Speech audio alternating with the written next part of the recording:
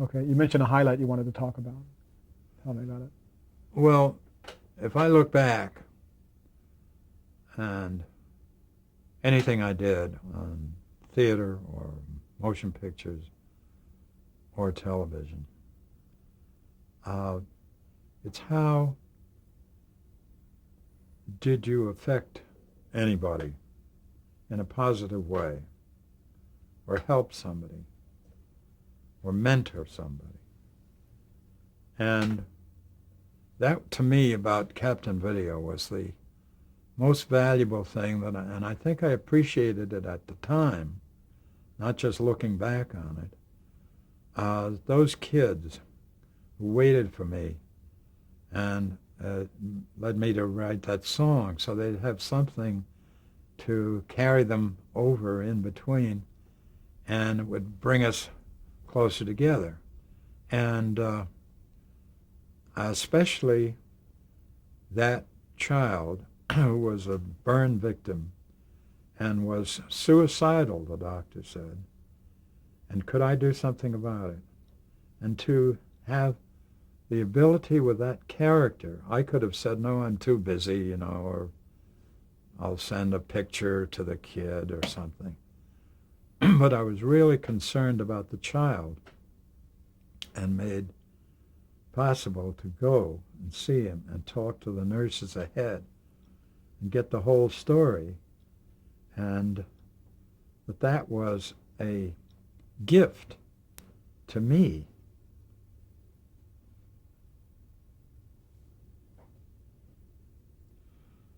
To be able to do something that the doctors couldn't do because of this character that I was playing. In terms of mentoring, do you see that as part of the role of what, I mean, did you mentor anyone professionally in terms of acting, or do you see it more of the service you kind of saw that you were doing with the kids? Well, I've always been that way with kids anywhere, and I seem to be able to relate to them personally. And all the time I had that junior program, I could take kids who were in trouble at home or at school, and the minute I got an indication, I could say something to the child that would affect him. And it came back to me so many ways where parents would write me letters. I've got a slew of them where they said that they credited me with the child's character development.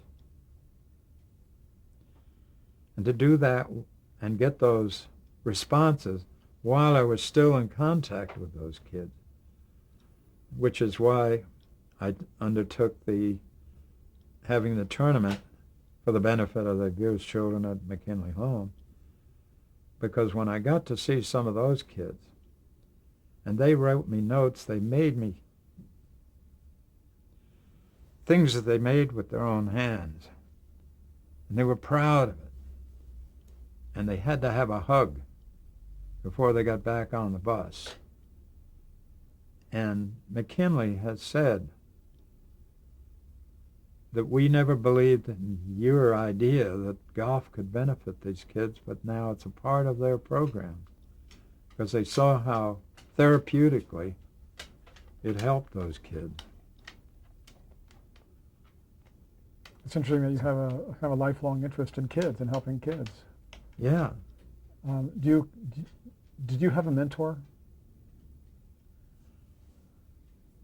Well, I had the principal of Madison High School, Ward Shoemaker,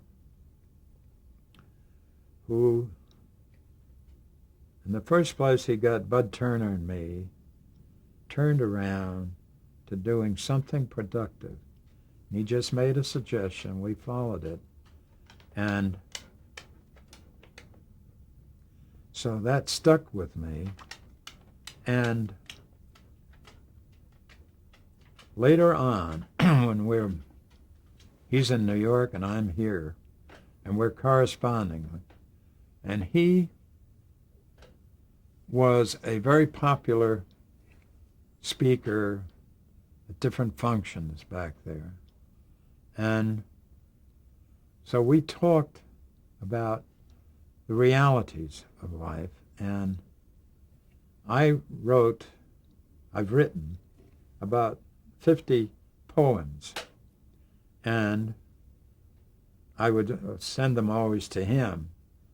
And I sent one that is not going to be part of this transcript, but it was my imagining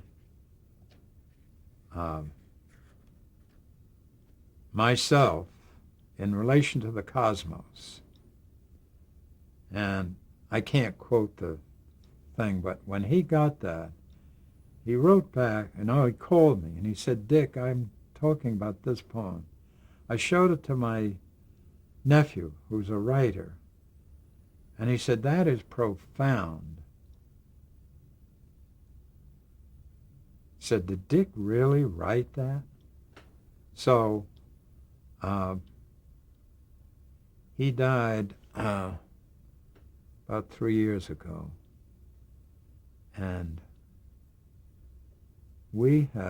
I've kept all of his letters, and he had such a sense of humor and was such an influence on me.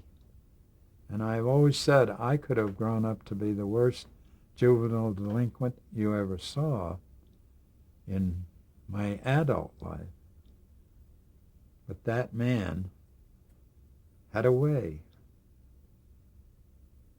of getting into people's mind. And I guess he injected a lot of that into me. When they write the ultimate history of television, Yeah. how would you like to be remembered? As a good influence on kids.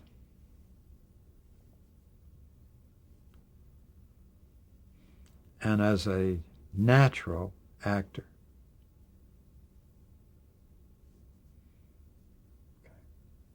We're done. Okay. That's it. Thank you. Great interview. Thank you. Now, you're going to cut out a lot of parts of this, right? Well, I won't personally put them out, but I you mean, can talk to. Somebody will. Were there particular parts that I thought the whole thing was great, everything you had to say. This is a picture of me as Captain Video, and that instrument in my hand is the Opticon Scalometer.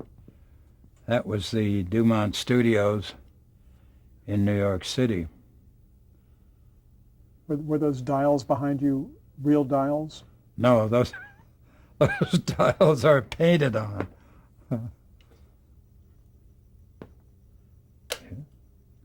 Well, this is me as Captain Video with the Ranger Don Hastings, and I'm explaining to him what our next move is going to be against Dr. Pauly. This is a scene on the balcony overlooking a crowd, and I'm teaching them to sing the Captain Video song for the parade the next day. And no, wait a minute. The parade was that day.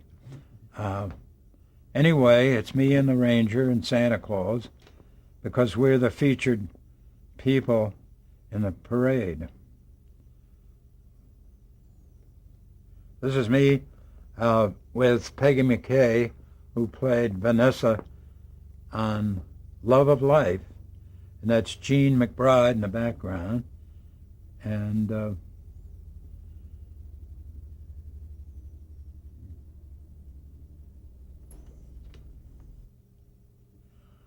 this is me with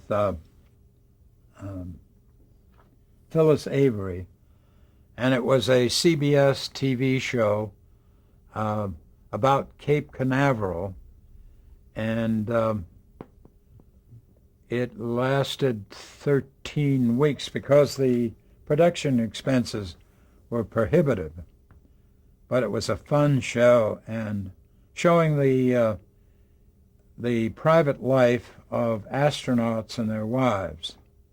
I was not an astronaut. I was a nosy reporter who was always getting in people.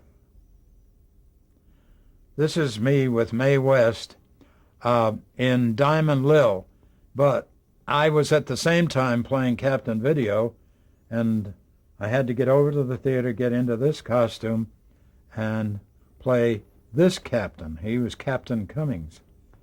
And that's my son, who was 6 months old, reaching out to grab Mae West's diamonds. And she said, "This little guy doesn't need any instruction."